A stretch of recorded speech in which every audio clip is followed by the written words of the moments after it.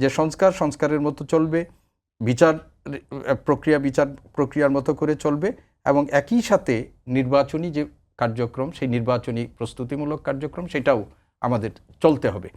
এখন জামাত যে কথাটি আমি মনে করছি যে জামাতেরও এই একটা জাতীয় নির্বাচনে অংশগ্রহণ করার জন্য তাদেরও একটা প্রস্তুতিমূলক ব্যাপার আছে, সেটার জন্য তাদের একটু সময়। বিএনপি মনে করছে যে না, আমরা তো প্রস্তুত হয়ে আছি, সেই জন্য তারা করছে। কিন্তু আমি আলটিমেটলি মনে করি যে একটা পর্যায়ে সরকার এখন যেটি অস্পষ্ট আমাদের কাছে, আপনি 8 মাস 7 মাস পার হয়েছে, সরকার তো এখনও আমাদের কাছে সুস্পষ্টভাবে বলে নাই যে আমরা এই সংস্কারগুলো করতে চাই বা এই সংস্কার করার জন্য, সেটাও স্পষ্ট।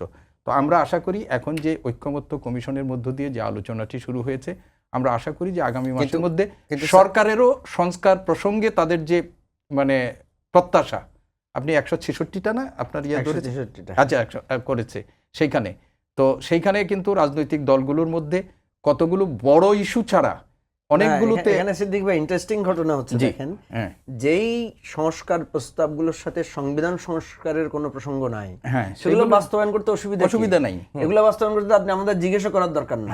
এবং অলরেডি 111টার মতো এগুলো তো গভর্নমেন্ট তার এক্সিকিউটিভ অর্ডারই সে বাস্তবায়ন করতে পারছে, কোনোটা অধ্যাদেশ দিয়েও সে করতে পারছে।